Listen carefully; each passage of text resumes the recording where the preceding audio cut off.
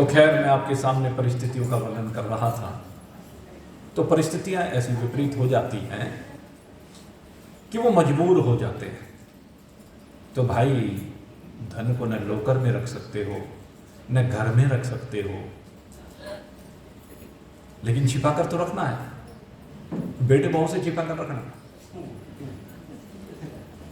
अब बेटे बहू से छिपा कर रखो कहां, तो कहीं दबा दो। अरे कम से कम जहां दबाओ पहले एक जगह कहीं लिख तो दो बही में, क्योंकि बही खाते तो बाद में देखे जाते हैं। हाँ? बही खाते यहां भी देखे जाते हैं और वहां भी देखे जाते हैं भाई। जब चित्रगुप्त बही खाते निकालता है तभी तो हिसाब बनता है ना, आगे कहां जाना है, कैसे जाना है, कितने समय के लिए जाना है। ऐसे ही बही खाते यहाँ वाले भी देखते हैं कि लेकिन बापूजी क्या माल छोड़ के गई है, सास क्या माल छोड़ के गई है, जरा देखे तो सही। एक आध गहना अगर शरीर के ऊपर पड़ा हुआ अकेले में पहले इसको डालो, रोते भी रहेंगे और गहने भी उतारते रहेंगे, कुछ नहीं छोड़ के देते। यही संसार का व्यवहार है। खैर बात क्या है, सच्चे माल को इकट्ठा करना।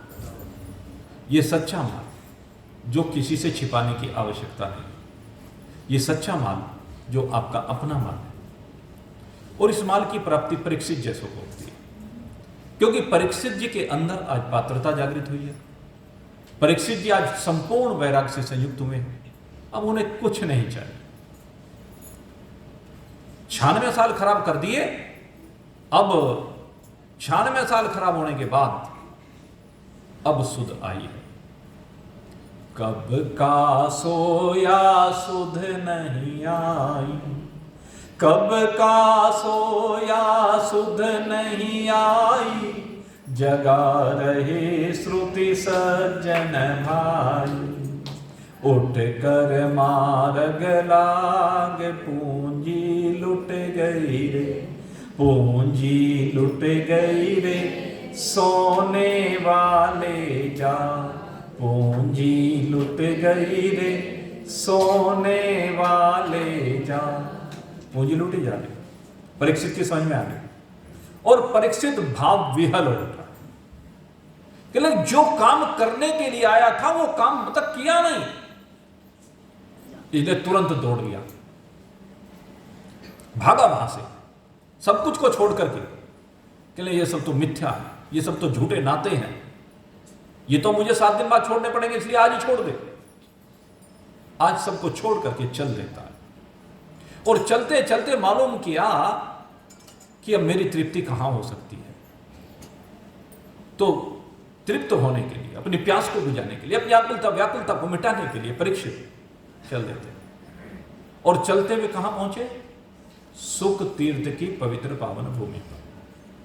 और सुख तीर्थ की पवित्र पावन भूमि पर जाकर के देखा अनेक कुटियाएं बनी हुई हैं और अनेक जो कुटियाएं बनी हुई हैं उनमें बड़े प्रसिद्ध ऋषि रहते हैं। सामान्य ऋषि नहीं, जितने भी बड़े बड़े गोत्रों के ऋषि हैं, वशिष्ठ गोत्र के, भारद्वाज गोत्र के, पाराशर, गौतम, देवल, सब ऋषि मुनियों का जमावड़ा है। और उन ऋषि मुनियों के पास जाकर के परीक्षित ने शीश नवाया और शीश नवाने के बाद सबसे प्रश्न किया, मेरे जीवन की अवधि केवल 7 दिन शेष रह गई, अब 7 दिन में मेरा हरि से मिलन कैसे, आप ऐसा उपाय बताइए। अब कोई भी ऋषि, मैंने कल एक बात कही थी आपको बहुत, कि सप्त ऋषि तक भी अब तक मुक्त नहीं है। यह घटना प्रमाणित करती है। ये बड़े बड़े ऋषि भी 7 दिन में बोध कराने की स्थिति में नहीं है, ज्ञान देने की स्थिति में नहीं है कि 7 दिन में हम तुझे वो ज्ञान दे दें जिसके द्वारा तू परमात्मा को प्राप्त। परीक्षित की इच्छा है कि मुझे परमात्मा मिले, परीक्षित चाहता है कि मुझे 7 दिन के अंदर अंदर परमात्मा अवश्य में मिल जाए, नहीं तो मेरा तो जीवन व्यर्थ गया, ये यात्रा बेकार हो गई, मनुष्य शरीर का मिलना व्यर्थ हो गया। बड़ भाग मानो सुतन पावा सुर दुर्लभ सब ग्रंथ ने कहा, सब ग्रंथों ने कहा है कि सबसे श्रेष्ठ शरीर है, इससे श्रेष्ठ कोई दूसरा शरीर नहीं है, और मेरा शरीर तो व्यर्थ चला गया, आगे पता नहीं किस कुत्ते बिल्ली के शरीर में जाना पड़े, कोई भरोसा थोड़े ना है। इस बात का किसी को पता है क्या? अंतमतः सुगता, अंतकाल में जैसी मति होती है उसके अनुसार गति हो जाती है। इसलिए पता नहीं मुझे किस शरीर में जाकर के आगे रहना पड़े, किस शरीर में बैठकर यात्रा करना पड़े, और वहां पर बुद्धि हो कि नहीं। केवल एक यही तो शरीर है जिसमें बुद्धि तेषाम अधिको विशेष है। जिस शरीर में बुद्धि विशेष रूप से अधिक मिली है वो शरीर ये है। तो दूसरे शरीर में तो जरूरी नहीं है। अब तो मेरी बुद्धि ने निर्णय कर लिया है कि सर्वश्रेष्ठ परमात्मा ही, इस शरीर से उस परमात्मा को ही पाना उद्देश्य है जीवन का। अगर यदि इस शरीर के रहते मैंने परमात्मा को नहीं पाया तो बेकार हो गया, व्यर्थ हो गया। और ये विचार करते हुए परीक्षित जी रुदन करने लगे। वहां पर रोने लगे परीक्षित जी। कितने बड़े बड़े ऋषियों के होते हुए भी हे भगवान मेरी बात क्यों नहीं बन रही है, मुझे आपकी प्राप्ति का साधन क्यों नहीं मिल रहा। धाड़ मार मार करके रोते हैं, प्रभु कुछ उपाय करो, कुछ उपाय करो, हे ऋषियों कुछ ऐसा उपाय बताओ जिससे मेरा हरि से मिलन हो जाए, कुछ तो बताओ। मेरा हरि से मिलन कैसे हो, मेरा हरि से मिलन कैसे हो, गली तो चारों बंद हुई, चारों दिशाओं के रास्ते मेरे लिए बंद हो गए हैं। हे प्रभु तुम्हारे जब मिलन कैसे हो। ये संसार में मुझे कोई ऐसा दिखाई नहीं देता है प्रभु। इस संसार की ऊंची नीची राहों पर मैं पतन की गहरी खाई में फिसलता जा रहा हूं। प्रभु कुछ उपाय कीजिए। ऊंची नीची राह रपटीली, ऊंची नीची राह रपटीली, पाँव नहीं ठहराए, ऊंची नीची राह रपटीली, पाँव नहीं ठहराए, सोच सोच पग धरूं जतन से, सोच सोच पग धरूं जतन से, बार बार डिग जाए, सोच सोच पग धरूं जतन से, बार बार डिग जाए, गली तो चारों बंद हुई, मेरा हरि से मिलन कैसे हो, मेरा हरि से मिलन कैसे हो, गली तो चारों बंद हुई, ऊंचा नीचा महल पिया का,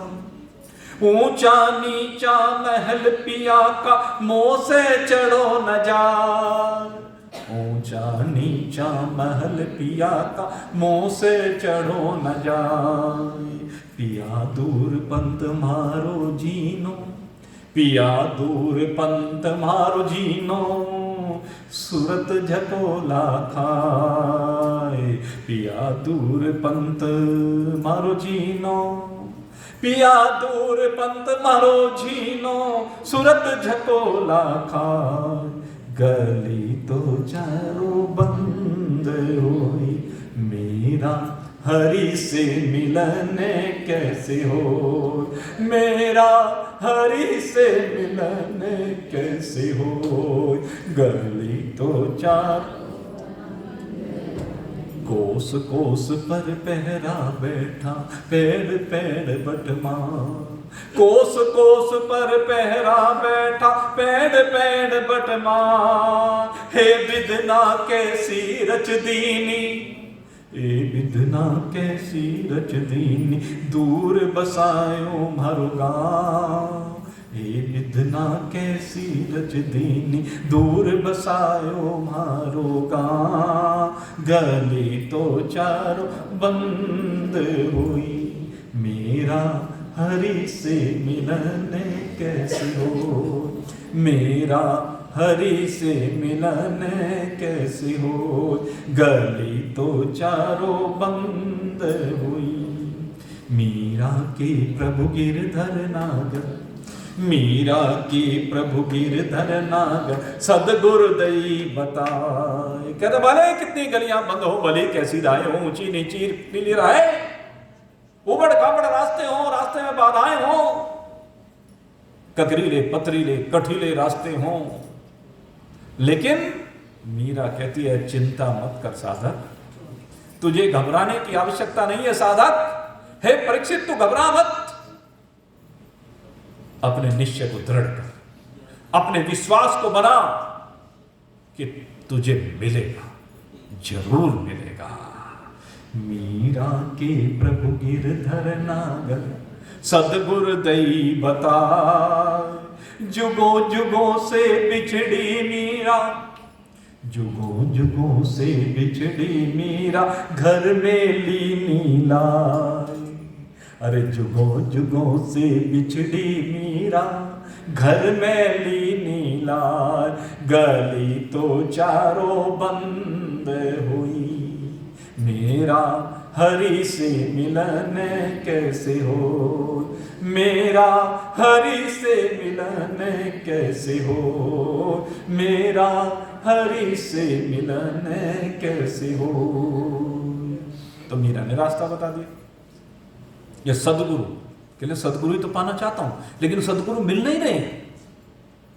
परीक्षित जी कहते हैं सदगुरु नहीं मिल पा रहे, मैं सदगुरु को तो ढूंढने आया हूं, इनमें से कोई भी सदगुरु नहीं। मेरे मित्रों, बहुत भ्रांतियां हैं संसार में,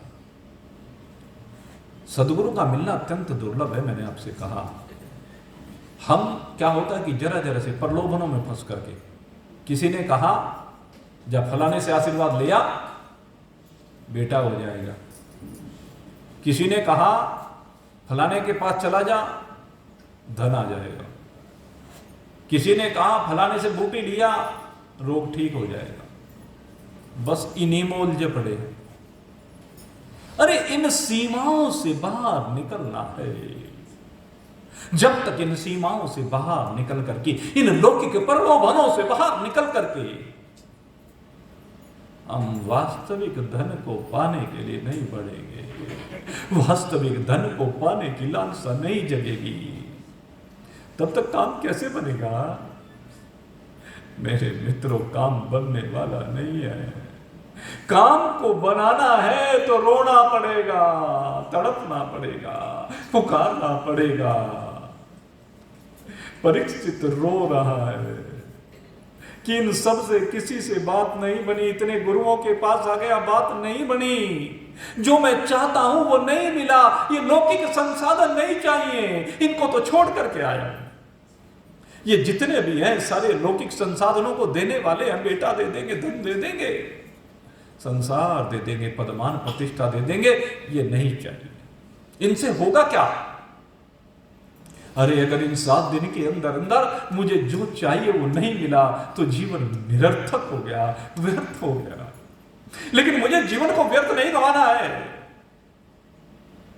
हे प्रभु, मेरे ऊपर कृपा कीजिए।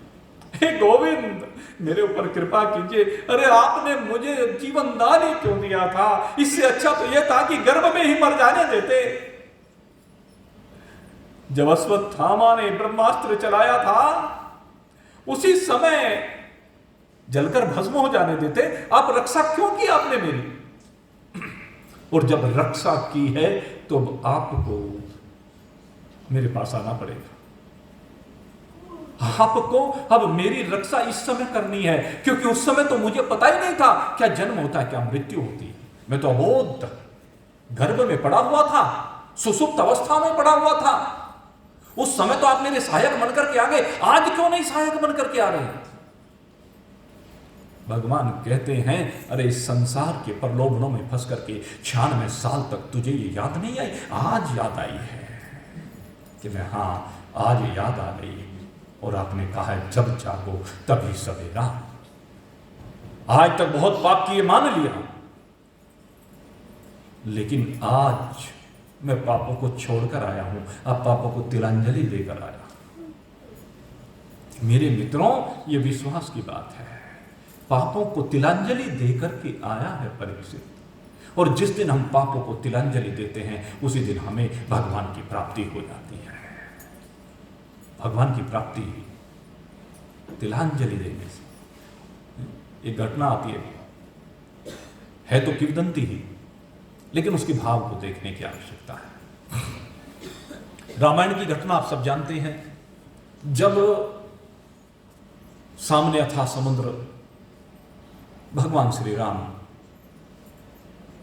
ने समुद्र से अनुनय विनय की, नहीं माने, बाण चढ़ा दिया धनुष के ऊपर। समुद्र देव प्रकट हो गए और प्रकट होकर के कहा, भाई तुम मेरे ऊपर पुल बना लो, मेरी मर्यादा भी रह जाएगी और आपका काम भी बन जाएगा। नल और नील समुद्र के ऊपर पत्थर डालने लगे राम राम लिख करके। अब राम राम का नाम लिखने मात्र से पत्थर तरने लगे समुद्र में। और ये कोई मिथ्या बात नहीं, आज भी है। जब हम रामेश्वरम की गए पहली बार तो हम वो पत्थर लेकर भी आए। वो पत्थर जो तैरते हैं वो हम लेकर के आए, मेरे पास आज भी रखा हुआ है। वो समुद्र पर तैरने वाला पत्थर, तो पत्थर तैर रहे थे। अब ऐसी अद्भुत घटना हो जाए कि समंदर में पत्थर तैरने लगे, तो ये तो बड़ी विचित्र बात है। अब ये खबर, चूंकि गुप्तचर तो लगे हुए थे, रावण के गुप्तचर तो आकाश मार्ग से गमन करने की शक्ति रखते थे, सिद्धियों से संयुक्त थे। अब उन्होंने जाकर की सूचना दी, और सूचना क्या दी कि राम का नाम लिख करके पत्थर भी तर रहे हैं। कहने लगे, ओ अरे उनके नाम से पत्थर तर रहे हैं, ऐसी महिमा है राम की। मंदोदरी को समाचार मिला, और मंदोदरी तो पहले ही परेशान थी।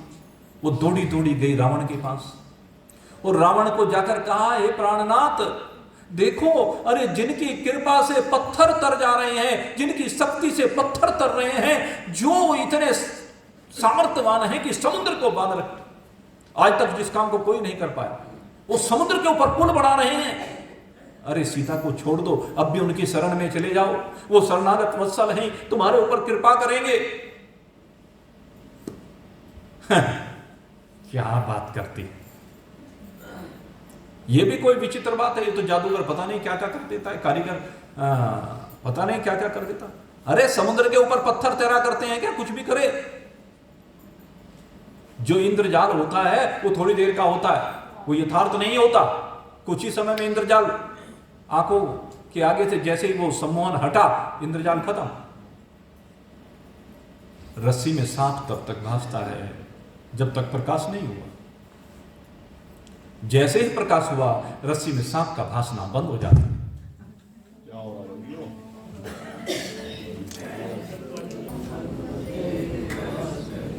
कहने लगे, ये इंद्रजाल नहीं है, ये यथार्थता है, वास्तविकता है। कहने लगे, कोई बड़ी बात नहीं। कहने, बड़ी बात नहीं? कहने, हाँ चल मेरे साथ। और रावण मंदोदरी को लेकर के समुद्र की दूसरे तट पर आ गया। एक तरफ भगवान राम जी हैं, दूसरी तरफ रावण है। उधर राम के नाम से पत्थर तर रहे हैं, और इधर रावण आया है मंदोदरी को लेकर के। और मंदोदरी को लेकर के जब रावण आया, उसने कहा, जरा उठा एक पत्थर। मंदोदरी ने एक पत्थर उठाया, और पत्थर उठा करके कहा, कहने, लिख इस पर रावण। पत्थर के ऊपर रावण लिख। मंदोदरी ने रावण लिख दिया। कहने लगे, पत्थर को समुद्र में डाल दे। मंदोदरी कहने लगी, क्या होगा? कहने लगे, खेल को देखो, खेल को देखो। और मंदोदरी ने रावण की बात का अनुमोदन करते हुए, मानते हुए बात को, पत्थर को समुद्र में फेंक दिया। पत्थर समुद्र में नीचे जाने लगा, गहराइयों में नीचे जाने लगा। रावण कुछ बुदबुदाया, और जैसे ही रावण कुछ बुदबुदाया, चमत्कार हो गया। वो पत्थर ऊपर आकर के तैरने लगा। मंदोदरी देख करके आश्चर्यचकित हो गई। क्या हुआ? रावण का नाम लिखा हुआ पत्थर भी तैरने लगा। कहने लगे, सच सच बताओ, आखिर क्या हुआ है? ये तुम्हारे नाम से पत्थर कैसे तैर गया है? कहने लगे बता दूं कि हाँ बताओ। कहते जिस समय तुमने पत्थर को समुद्र में डाला था, पत्थर नीचे जाने लगा था, पत्थर डूबने लगा था, तब मैंने इस पत्थर से कहा कि हे पत्थर, तुझे राम की सौगंध है, तुझे तैरना है। तो जब रावण के मन में भी भाव राम कहा जाता है, जब रावण भी राम बनना चाहता है, मेरे मित्रों, ये जो अंदर बैठा हुआ रावण है, इस रावण को मार डालिए और रावण को राम बनाना है। यही अध्यात्म है। अपि चेतसी पापेभ्यो सर्वेभ्यो पापकृतम सर्वज्ञानवल्लभेव वर्जनम संतरिष्यते। भगवान श्री कृष्ण कहते हैं, तू कितने बड़ा पापी से पापी क्यों ना हो, तूने कितने दुष्कर्म किए हो, पाप कर्म किए हो, पापाचरण कर रखा हो, कितने लोगों को धोखा दे रखा हो, कितने बकरों को काट रखा हो, मछलियों को काट रखा हो, कहते हैं मैं सब क्षमा कर दूंगा। अहम त्वा सर्व पापेभ्यो, कहते जितने भी पाप तूने इस धरती पर कहे गए हैं वो सब भी क्यों ना कर रखे हो, सुने गए हैं वो सब भी क्यों ना कर रखे हो, लेकिन मैं तुझे क्षमा कर दूंगा। लेकिन कब? सर्वधर्मान् परित्यज्य मामेकं शरणं व्रज। कहते तू आज संकल्प ले ले, अब तक जो हुआ कुएं में डाल दे, आज तू सच्चे मन से मेरी शरण में आ जा। सर्वधर्मान् परित्यज्य मामेकं शरणं व्रज। तू एक आज सच्चे मन से मेरी शरण में आ जा। अहम त्वा सर्व पापेभ्यो मोक्षयिष्यामि मा शुचय। मैं तुझे सारे पापों से आज ही मुक्त कर दूंगा। आ तो सही, आज तू संसार का छोड़ करके मेरा बन जा। आज ये संकल्प ले, आज से संसार खत्म तेरा, आज से केवल मैं तेरा। परीक्षित ने कहा प्रभु स्वीकार है, प्रभु मुझे यही स्वीकार है, मैं तो संसार को खत्म करके आया और खत्म हो ही रहा है, खत्म होना ही है, मुझे पता है 7 दिन बाद निपट जाएगा। हे प्रभु मैं तो आज आपका हो गया हूं। कहने हो गया तो बेटा फिर चिंता क्यों करता? और उसी समय नारद मुनि की प्रेरणा से वो महान पुरुष चले जिनके बारे में कहा जाता है कि जब वो सब कुछ भूल करके, सब सीमाओं से बाहर निकल करके क्या बोलते हैं? आकाश को भूलते हैं, वायु को भूलते हैं, अग्नि को भूलते हैं, जल को भूलते हैं, पृथ्वी को भूलते हैं, इन सब के विषयों को भूलते हैं। सब स्पर्श, रूप, रस, गंध, कहते हैं इन सब को भूल करके समस्त प्रकार की प्रकृतियों को तिलांजलि दे करके सतोगुण, रजोगुण, तमोगुण की चादर से बाहर निकल करके आज दिगंबर हो करके, क्योंकि जब तक आवरण है तब तक अंबर है, और जब आवरण नहीं है तो दिगंबर है। ऐसे दिगंबर श्री सुखदेव जी महाराज नारद जी की प्रेरणा से आज बहती हवा के झोंके की तरह से आज बढ़े हैं आगे। और जैसे वो आगे बढ़े हैं, बढ़ते बढ़ते ऐसे निरीक्षण भाव, ऐसे अपनी मस्ती में डूबे हुए, अपने स्वरूप के आनंद में निमग्न सुखदेव जी कहते हैं जब धरा मंडल पर चलते हैं तो उनके चरणों की धूल पीछे उड़ती है, और जो वो धूल पीछे उड़ती है तो माता लक्ष्मी ने पूछा था, भगवान ने कहा कि सुखदेव जी जैसे निरीक्षण महान पुरुष जब इस धरा मंडल पर चलते हैं, मैं उनके पीछे पीछे दौड़ता हूं, उनके चरणों की रज मेरे मस्तक पर पड़ती है, मेरे शीश पर पड़ती है, और मेरे शीश पर जितने भी भक्तों की पाप की गठरियां मैंने रखी हुई हैं, उन चरणों की रज के पड़ने से वो सब पाप की गठरियां पवित्र हो जाती हैं, वो वहीं जल करके भस्म हो जाती है, दग्ध हो जाती है। ऐसे महान पुरुषों के चरणों की रज को भगवान भी धारण करके अपने आप को धन्य मानते हैं। ऐसे श्री सुखदेव जी महाराज आज इस धरा मंडल पर बढ़ रहे हैं मस्ती के साथ, आनंद के साथ, और बढ़ते बढ़ते पहुंचे हैं सुख तीर्थ की पवित्र पावन भूमि पर। यह पवित्र पावन भूमि है जहां पर भक्ति नृत्य करती है, जहां पर वैराग्य नृत्य कर रहा है। सारे जितने भी महान पुरुष हैं वो वैरागी तो हैं, उनके अंदर भक्ति तो कोट कोट करके भरी हुई है, लेकिन किसी को अपने स्वरूप का बोध नहीं है। अभी उनमें से किसी को भी स्वरूप का बोध नहीं है। बड़े बड़े, मैंने बताया आपको, बड़े बड़े गोत्रों के महान पुरुष वहां पर हैं, यहां तक कि स्वयं महर्षि पाराशर जिनके ये पौत्र हैं वो भी वहां पर है, लेकिन अपने स्वरूप का बोध उनको भी नहीं है। अगर होता तो परीक्षित को करा देते, वो भी वहां पर विराजमान है। और जैसे सुखदेव जी आए ऐसा लगा कि एकदम कोई सूर्य के सदृश दिव्य तेज का वहां पर प्रकटन हुआ है। और वो सब ऋषि मुनि उठ करके एकदम सब उठ करके प्रणाम करने लगे, साष्टांग प्रणाम करना शुरू किया है उन श्री सुखदेव जी के चरणों में। और सुखदेव जी के चरणों में जैसे प्रणाम कर रहे हैं, आपस में कोलाहल होना शुरू हुआ। जो परीक्षित जी रुदन कर रहे थे, परीक्षित जी ने देखा कि बड़े बड़े ऋषि उठ करके प्रणाम कर रहे हैं इन महान पुरुष को। उन्होंने देखा, उनके दिव्य तेज को देखा, और उस दिव्य तेज को देख करके कहने लगे, प्रभु आपकी कृपा हो गई, अब मुझे विश्वास हो गया, आपने मेरे लिए ही इन महान पुरुष को भेजा है, एक ब्रह्मनिष्ठ ब्रह्मवित्त महान पुरुष को भेजा है। अब निश्चय ही मैं आपको प्राप्त हो जाऊंगा, इसमें कोई संशय नहीं। आज विश्वास हो गया, गुरु को देखने से आपके मन में विश्वास हो जाए। वही सब हो कि मेरी नैया पार होगी, निश्चित होगी, निश्चित उतरेगी पार डगरिया। अब कोई कारण नहीं है। तो परीक्षित जी ने जैसे देखा, अब दौड़े दौड़े गए और दौड़े दौड़े जाकर के सीधे श्री सुखदेव जी के श्री चरणों में लेट जाते हैं। साष्टांग प्रणाम किया है। साष्टांग प्रणाम 8 अंगों का स्पर्श धरा से किया है। समस्त इंद्रियों के जो विकार हैं उनको तिलांजलि दी है। साष्टांग का अर्थ ये होता है 8 अंग, जितनी भी हमारी ये इंद्रियां हैं, इन सब का संस्पर्श धरती से करके भूदेवी से प्रार्थना की गई है कि ये तेरे माध्यम से इंद्रियां मुझे प्राप्त हुई हैं। अब इन इंद्रियों के विषय को हे मां मैं तुझे समर्पित कर रहा हूं। अब इन इंद्रियों के भोग मुझे नहीं चाहिए।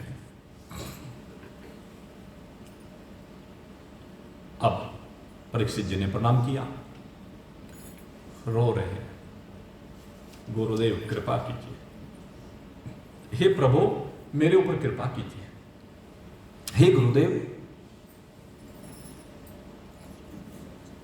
अब बार बार पुकार रहे हैं, कहे जा रहे हैं, जो भी मन के भाव हैं सब उनके चरणों में समर्पित कर रहे हैं। श्री सुखदेव जी ने देखा रुदन करते हुए परीक्षित जी को, और देखते ही परीक्षित जी को आगे बढ़े और आगे बढ़कर के अपने दोनों हाथों से उनके दोनों कंधों को पकड़ा और पकड़ करके उठा लिया। अरे रुदन क्यों कर रहा है बालक, रुदन क्यों करता है? यहां पर शरीर की आयु नहीं देखी जाती। शरीर की आयु तो परीक्षित जी की 96 वर्ष की है और सुखदेव जी तो अभी युवा है, बिल्कुल युवा अवस्था है, सुकुमार है। तो यहां आयु शरीर की नहीं देखी जा रही है। सुखदेव जी ज्ञान वृद्ध हैं। हमारे यहां विचार सागर एक ग्रंथ है, उसमें अनेक वृद्धों की बात की गई है और उन वृद्धों में सबसे श्रेष्ठ ज्ञान वृद्ध बताया गया। तो उसी दृष्टि से श्री सुखदेव जी चूंकि ज्ञान वृद्ध हैं, इसलिए वो परीक्षित को वत्स कह करके संबोधित कर रहे हैं। उठो बेटा, क्यों घबरा रहे हो, क्यों चिंता कर रहे हो, क्या बात है, जरा अपने दुख को कहो तो, किस दुख की निवृत्ति करना चाहते हो? कहने लगे प्रभु एक ही दुख है, क्या मरना नहीं चाहता, और 7 दिन बाद साफ मिल गया कि मरना पड़ेगा। अब कैसे मरने से बचा जाए? अतः पृच्छामि संसिद्धिं योगिनां परमं गुरु। हे प्रभु, आप तो योगियों के भी योगी हैं, गुरुओं के भी गुरु हैं। मैं जानता हूं आप जैसा महान पुरुष इस धरा पर कोई है नहीं दूसरा। इसलिए हे प्रभु, मैं जानना चाहता हूं, पुरुषस्य यत्कार्यं म्रियमाणस्य सर्वथा। कहते जो बिल्कुल मरने के नजदीक खड़ा हुआ है, जिसके शीश पर नंगी तलवार लटक रही है, काल की तलवार लटक रही है, उसे क्या करना चाहिए? श्रोतव्यमथो जप्यम यत कृतव्यम निभि प्रभु। हे प्रभु, उसे क्या सुनना चाहिए? अरे बीच में क्यों जाते हो? जब असली विषय आ रहा है उसको छोड़ करके बीच में उठ के चल देते। व्यवस्था को अलग से देखा तो बीच में उठ के थोड़े ना जाया करते। श्रोतव्यमथो जप्यम यत् कर्तव्यम निभि प्रभो। क्या कर्तव्य है, क्या करना चाहिए, किसकी महिमा को सुने, किसका जाप करें? हे प्रभो, स्मरतं भजनियम वा ब्रूहि यद्वा विपर्ययम्। हे प्रभु, किसका स्मरण करूं, किसका भजन करूं जिससे मृत्यु से छूट जाऊं? परीक्षित जी कहते हैं इनमें से किसी से बात बनने वाली नहीं है। आपको आश्चर्य होगा, इनमें से किसी से भी मृत्यु से छूटने वाला नहीं है। क्या कह रहे हो? इन्हें सत्य कह रहा हूं। अगर तू मृत्यु से बचना चाहता है, इनमें से कोई तुझे मृत्यु से बचाने वाला नहीं है। मृत्यु तो होगी इनसे तुझे लाभ तो होगा। ये बीच के रास्ते हैं, ये अधिकारित्व के लक्षण हैं, लेकिन तू इससे आगे के आज तक सुन ही नहीं पाया। तू अभी तक इन्हीं में उलझा पड़ा है। अरे इनसे आगे निकल। ये तेरे चित्त को एकाग्र करने के साधन हैं। इनसे मुक्ति होने वाली नहीं है। अगर तू वास्तव में मुक्त होना चाहता है, वास्तव में मृत्यु से बचना चाहता है, तो आज मैं तुझे वो विद्या बताने जा रहा हूं। आज मैं तुझे उस तत्व में विराजमान करने जा रहा हूं जहां पर जाने पर मृत्यु नाम की कोई चीज रहेगी ही नहीं। कहने प्रभु, वही तो चाहता हूं, मुझे मरना नहीं है। मैं यही तो बता रहा हूं, तू मरने वाला है ही नहीं। मरने वाला तू नहीं है, तुझे कोई मार नहीं सकता। नैनम छिन्दन्ति शस्त्राणि नैनम दहति पावक न चैनम क्लेद्यन्ते आपः न शोष्यति मारुतः। हे परीक्षित, तू वो है जिसका शस्त्र छेदन नहीं कर सकते, वायु जिसको सुखा नहीं सकता, अग्नि जिसको जला नहीं सकता, जल जिसको गीला नहीं कर सकता। और ये मैं तेरे शरीर को लेकर नहीं कह रहा। शरीरों की सीमा से तेरे को बाहर निकलना। जब तू शरीरों की सीमा से बाहर निकलेगा तब ये बात तेरी समझ में आएगी। इन शरीरों में जब तक अटका रहेगा तब तक ये बात तेरी समझ में आने वाली नहीं है। इसलिए एक काम कर, बैठ मेरे सामने, है? मेरे सामने बैठ। ये सैन बैन की बात है। अब यहां से संचार होगा और ये संचार होकर तेरे अंदर दिव्यता का प्रवेश कराए, जहां पर जाकर के मृत्यु नाम की कोई चीज नहीं रहेगी। यहां पर आकर के केवल तू रह जाएगा। तो उसे मतलब परमात्मा। यहां पर आने के बाद अब कोई दूसरा रहने वाला नहीं है। कहने लगे इसलिए बैठ, एकाग्र चित्त होकर के बैठ, आसन जमा करके बैठ, और जरा इन चरम चक्षुओं को आंखें बंद करके बैठ, इन कानों को बंद करके बैठ, इस वाणी को बंद करके बैठ। परीक्षित सिद्धासन में आकर के विराजमान हुए और सिद्धासन में आकर के विराजमान होते ही श्री सुखदेव जी महाराज ने अब उनको सीमाओं से बाहर निकालना प्रारंभ किया है। स्थूल शरीर की जो सीमा है वो केवल भूतात्मक सीमा है, वो पंचभूतों के द्वारा निर्मित सीमा है। ये परीक्षित, सबसे पहले तेरे को पृथ्वी की सीमा से बाहर निकलना है। ये जो आरोप हुआ है पृथ्वी का और पृथ्वी की शक्ति गंध का, ये आरोप जल में हुआ है। ये जल में से पृथ्वी उसी प्रकार से प्रकट होती है जिस प्रकार से दूध को, दही को मंथने पर इसमें से माखन निकल करके आता है, ऐसे ही ये पृथ्वी माखन की तरह से निकल करके आई है। ये पृथ्वी की वास्तविकता, जैसे माखन की वास्तविकता दूध से भिन्न कुछ नहीं है, ठीक उसी प्रकार से इस पृथ्वी की वास्तविकता जल से भिन्न कुछ भी नहीं है।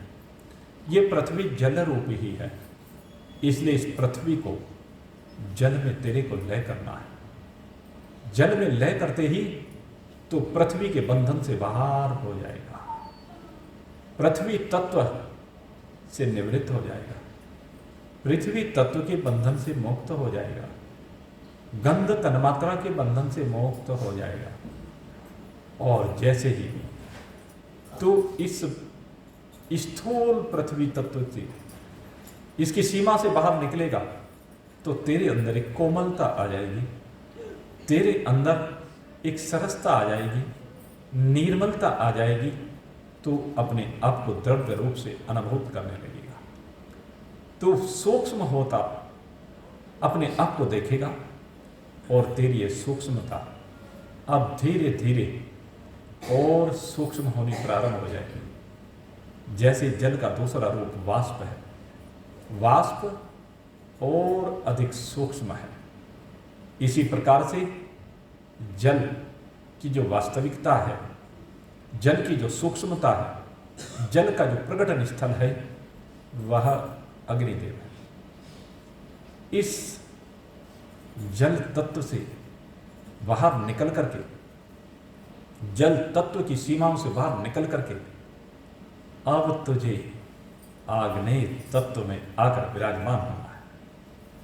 इस शरीर को जल रूप से विलीन होकर के ऊष्मीय रूप में, ऊर्जा के रूप में अनुभूत करना है। जैसे ही तू ऊर्जा रूप में अपने आप को अनुभूत करना प्रारंभ करेगा, ये द्रव्यता सूक्ष्म होकर के एक तेजोमय हो जाएगी।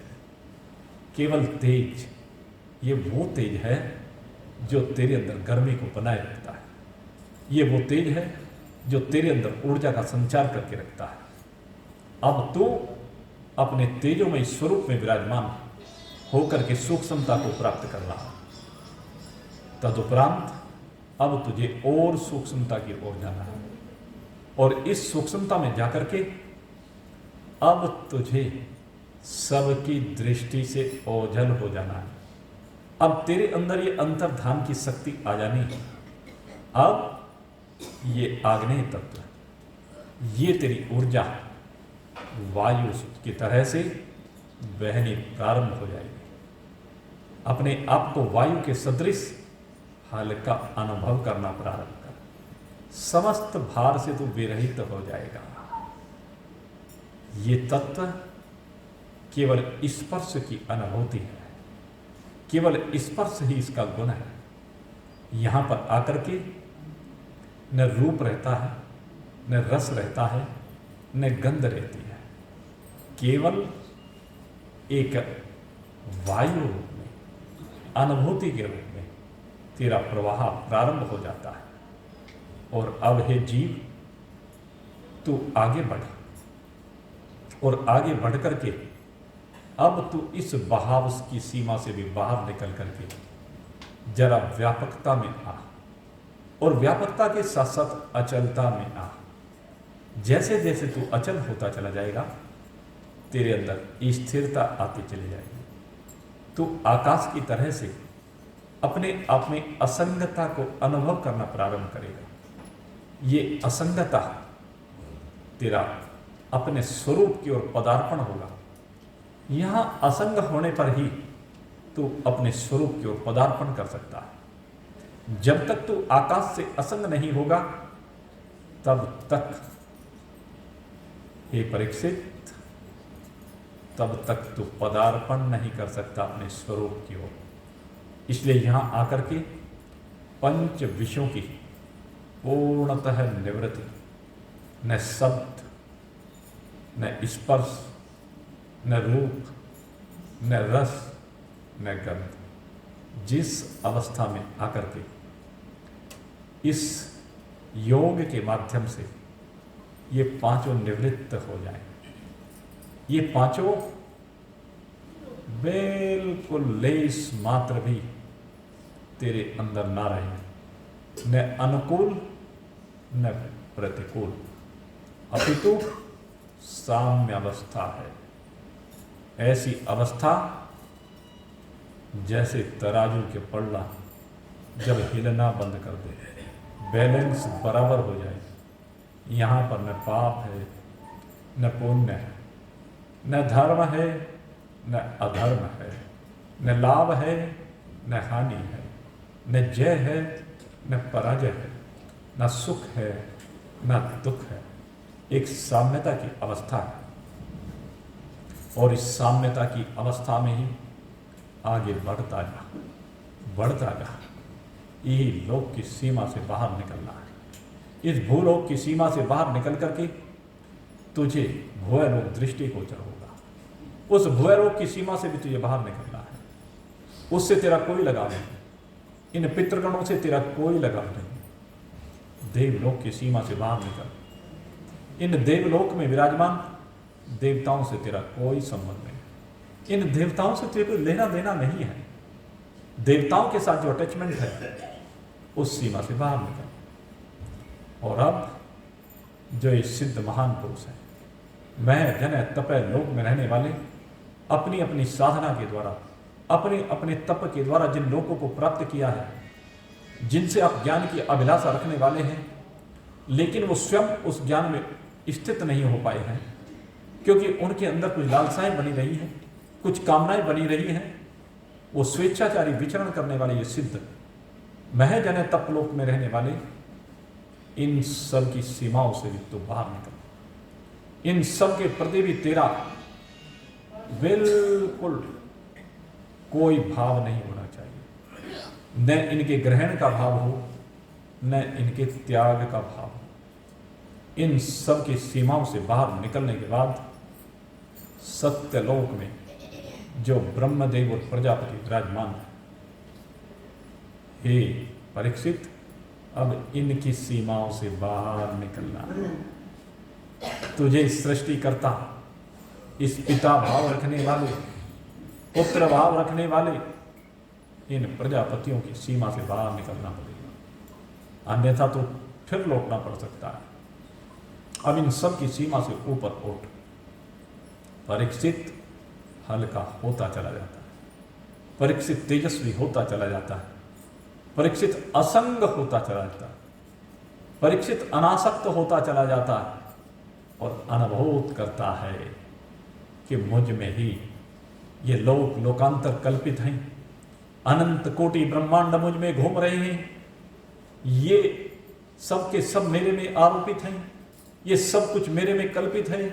ये भूदेवी, ये जल, समंदर, ये अग्नि, ये सूरज चांद सितारे, ये वायु, ये आकाश, ये सब के सब भू भ स्व महाजन तपः मेरी चैतन्यमत्र में आरोपित है। मेरे लिए, मेरे संकल्प से ही मेरे कोई दृष्टिगोचर होते जा रहे हैं।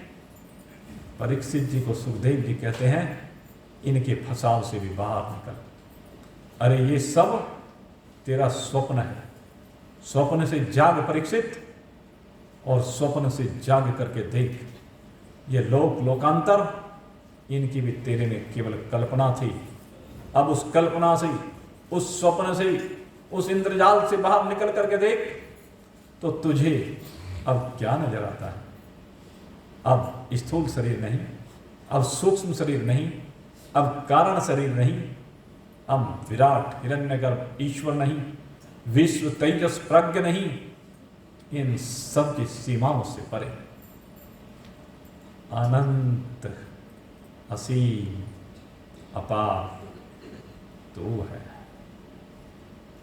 सर्वत्र तेरा ही अस्तित्व है, तुझसे भिन्न अब कुछ नहीं है। तू अकेला अपनी प्रतिष्ठा में विराजमान है।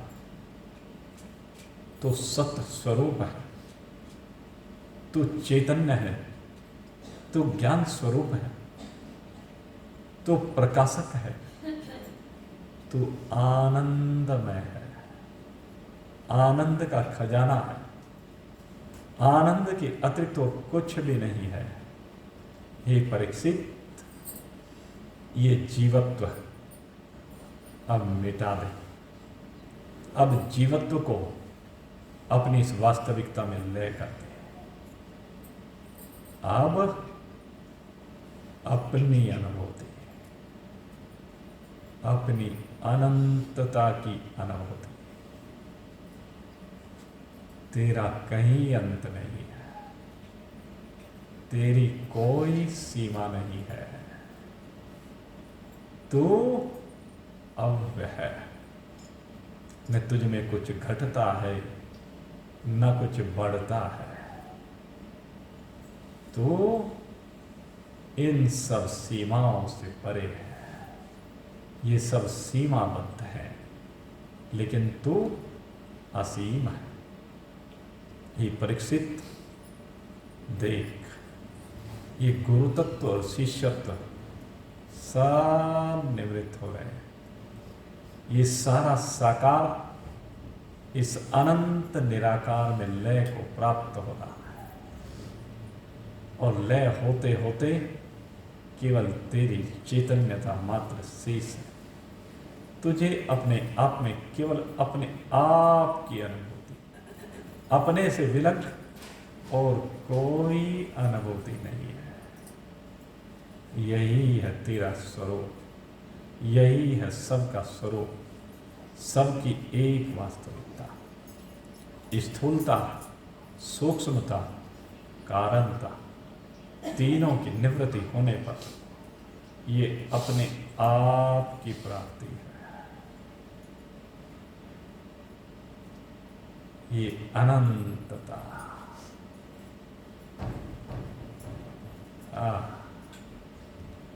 ये है वो स्थिति जहां पर काल नहीं रहता है, क्योंकि काल भी तेरे स्वरूप में लय हो गया है। जब काल तेरे स्वरूप में लय हो गया है, काल तुझी में आरोपित है, तो अब काल तेरा क्या बिगाड़ सकता है? तू काल को भी खा गया है, काल तेरे अंदर समा गया है। इसलिए अब तो मुक्त है। व्यापक में काल की कल्पना कैसे हो सकती है?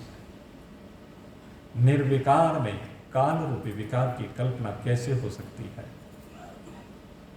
निरीक्षण में जन्म और मृत्यु की कामना कैसे हो सकती है? निरीक्षण जन्म और मृत्यु के बंधन में कहां आ सकता है? हे परीक्षित, यही तेरी वो स्थिति है जिस स्थिति में बिल्कुल निरसंकल्प, निर्विषय एक अनंतता है। और आनंद कहते हैं असीमित आनंद है, क्योंकि ये अपना आनंद है। यहां पर कोई दूसरा नहीं, यहां पर केवल तू अकेला है। इसको अनुभूत कर और अपने में ही अपने आप को अपने आप प्राप्त करके आनंद के साथ जी। जी हाँ मेरे मित्रों, ये आनंद के साथ जीना है, आनंद में अवस्था में जीना है।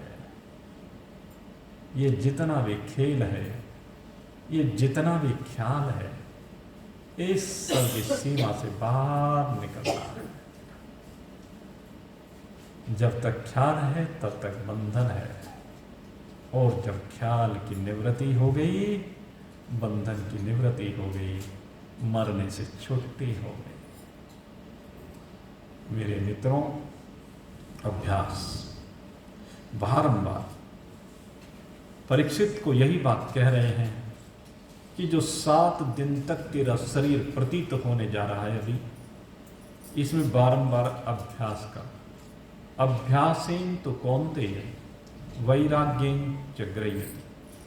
अगर वास्तव में आप मृत्यु से बाहर निकलना चाहते हैं तो बारंबार आपको इन भूतों की सीमा से बाहर निकलना, भूतों की वास्तविकता को समझना पड़ेगा।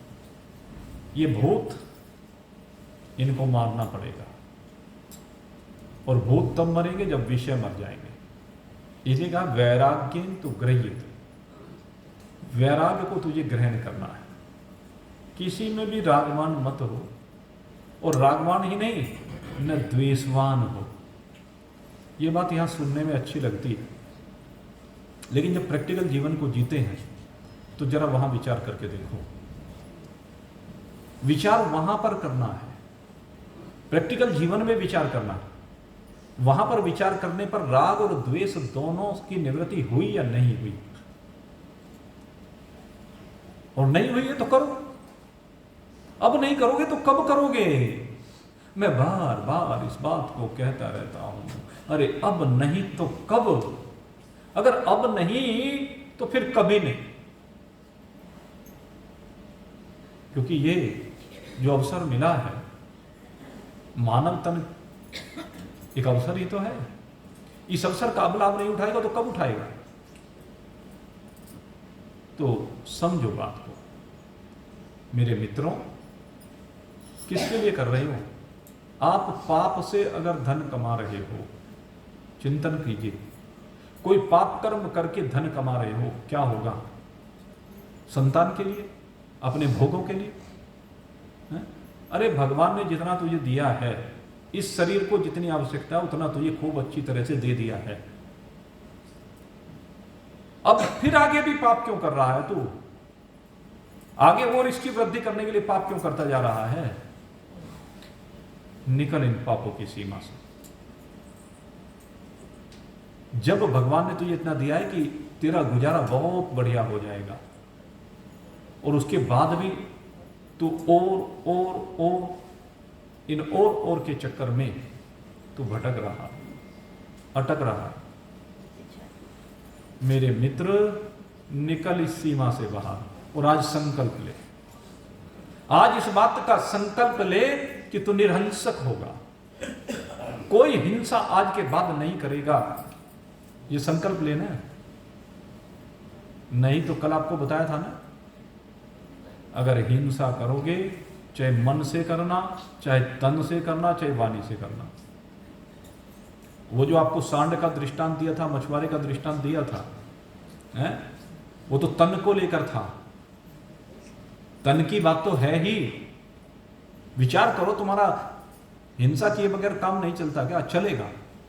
सदन कसाई भी मांस का व्यापार किया करता था, लेकिन मांस का व्यापार करने के बाद फिर उसने क्या किया? वो सेवा किया करता था ठाकुर जी की, है? बट्टा जो रखता था तराजू में, क्या था? शालिग्राम जी, उनसे तोल कर दिया जाता था। महाराज जी ने कहा ये क्या करता है? शालिग्राम को बट्टा बना रखा। पता चले तो भगवान है, तो उनको भगवान मानना प्रारंभ किया, और भगवान मानना प्रारंभ करने के बाद कहने लगे मांस का व्यापार करता है, तो शर्म नहीं आती, लज्जा नहीं आती, पशु को काटता है। पुश्तैनी काम था। माँ बाप से मिला। एक बार मेरे सामने क्या विषय आया, एक हमारे मित्र, उन्होंने एक बार घर पर बुलाया उनकी पत्नी कहने लगी, जी हम लोग मांस का सेवन करते हैं, हमारा क्या दोष है? मैंने कहा क्या मतलब, क्या कहना चाहते हो तुम? कहने गुरुजी हम ये कहना चाहते हैं, हमारे जन्म के साथ ही हमारे माँ बाप ने हमें खिलाना प्रारंभ कर दिया, अब हमें तो पता ही नहीं क्या अच्छा क्या बुरा। मैंने कहा कोई बात नहीं, अब तक तो नहीं पता था ना, आज तो पता चल गया ना। प्रारब्ध के कारण, तुम्हारे माता पिता के कारण, संस्कारों के कारण, प्रारब्ध के कारण जो भी कुछ रहा है, आज तुम्हें पता चल गया ना, तो आज छोड़ दो। जब जागो तभी सवेरा है ना, आज तो छोड़ो। तुम आज भी नहीं छोड़ना चाहते हो तो फिर तो भाई कीड़े खाएंगे ही, बच नहीं सकते। मैं आपको बताता हूं, कीड़े खाएंगे। इन सब की सीमा से आपको बाहर निकलना पड़ेगा। और सबसे बड़ी बात है, एक जो वाणी की हिंसा है ना, ये सबसे भयंकर हिंसा है। भगवान श्री कृष्ण ने 17वें अध्याय में इनका वर्णन किया। ये वाणी की हिंसा सबसे भयंकर हिंसा है। 3 प्रकार से हिंसा होती है, मन से, वाणी से और तन से। वाणी की हिंसा सबसे भयंकर हिंसा है, लेकिन हमारा स्वभाव ऐसा बन गया है कि हम इसे बदलना ही नहीं चाहते। बार बार वो जन्म जन्मांतर के पड़े हुए संस्कार उदित होते हैं, और जिसने कभी हमारा कुछ बुरा कर रखा है वो सामने दिखेगा तो अंदर से उबाल आता है, मन में भाव आ जाते हैं, वो उसी प्रकार से ऊपर आ जाते हैं। जैसे माखन आ रहा है, मैंने बताया आपको, ऊपर आ जाते हैं वो भाव। लेकिन अगर तू मृत्यु से पार होना चाहता है तो वो भाव जब आए उनको वहीं दबा दे, और दबाना नहीं है, उनको भस्म कर दे, उनको भस्म कर। तेरी देवरानी ने तुझे क्या कह रखा, तेरी जेठानी ने क्या कह रखा, तेरी सास ने क्या कह रखा है, तेरे भाई ने क्या कह रखा है, तेरे रिश्तेदार ने क्या कह रखा, तेरे मित्र ने क्या कह रखा, तेरे शत्रु ने क्या कह रखा, सबको तिलांजलि दे दे, सबको जला करके भस्म कर दे, ज्ञानाग्नि दग्ध करवा, ज्ञान की अग्नि में जला करके इनको भस्म कर, तब तो मरने जीने के चक्र से बाहर निकलेगा। श्री सुखदेव जी ने परीक्षित को समझा दिया, और जैसे ही परीक्षित ने समझा, परीक्षित तो समझते ही परमात्मा में डूबता चला गया। परीक्षित को केवल 2 घड़ी लगी, आपको बताएं। सुखदेव जी ने जब बोध कराया तो केवल 2 घड़ी में सुखदेव जी के बोध कराने पर परीक्षित जी को बोध हो गया अपने स्वरूप का। आगे 7 दिन तो केवल कथा चली, पक्का करने के लिए, निरंतरता बनाए रखने के लिए, क्योंकि जो बात आज समझ में आ गई वो निरंतरता बनी रहे, उसके लिए हमें निरंतर सत्संग करना होता है। जब बहुकाल करहि, क्या करें? जब बहुकाल करहि सत्संगा, जब बहुकाल करहि सत्संगा, तब ही होय सब संशय भंगा। सारे संशयों की निवृत्ति हो जाती है। सत्संग में निवृत्ति हो सकती है, अन्यत्र कहीं नहीं हो सकती। आपके मन में अनेक अनेक प्रकार के प्रश्न उठते हैं, तो उन प्रश्नों को दबाना है। कैसे दबाना है? समझ के दबाना है। प्रश्नों के हल ढूंढने, तो प्रश्नों के हल सत्संग में मिलते हैं। इन प्रश्नों को लेकर के परीक्षित उपस्थित है, सामने सुखदेव जी जैसे महान पुरुष उपस्थित हैं, तो ये प्रश्नों का क्रम चलता रहेगा। समय अपनी गति से बह रहा है, बहने दो। ये तो भाई काल की बहती धार है, कोई उतरता पार है। इस काल की बहती धार में कोई कोई पार उतरता है, और वो उतरने वाला आप में से ही कोई ना कोई है। आप सब भी हो सकते हैं। उत्तम नगर के नागरिकों की भांति आप सारे के सारे भी उतर सकते हैं, लेकिन उतरेगा वही जो निर्संकल्प हो जाएगा, निर्विकल्प हो जाएगा। बंधनों को काटना पड़ेगा, इसलिए इन बंधनों को काटें और परीक्षित की भांति जिज्ञासा उत्पन्न करके, पात्रता उत्पन्न करके इस ब्रह्म ज्ञान को निरंतर प्राप्त करें। इसी की चर्चा सायकालीन सत्र में भी होगी। अब ये सत्र तो भाई बहते बहते आप विश्राम की ओर जा रहा है। आप सभी के लिए हृदय से बहुत बहुत शुभकामना करते हुए, परमात्मा देव से प्रार्थना करते हुए, भगवान जगन्नाथ से निवेदन करते हुए कि हे प्रभु, ये सब भक्त आपकी शरण में हैं, और मैं सांसारिक दुखों की बात नहीं करता हूँ। सांसारिक दुख तो आते रहते हैं, जाते रहते, निवृत्त होते रहते हैं। हे प्रभु, इन सब के उस दुख का विनाश कर दे, जिसका विनाश होने के बाद परमानंद स्वरूप आपके साथ इनकी एक रूपता हो जाए। इन्हीं शुभ भावों के साथ यहीं पर वाणी को विश्राम दे रहा हूं। बोलिए सच्चिदानंद भगवान मोर मुकुटबंसी श्यावर राम उमापति महा पवन सुत हनुमान।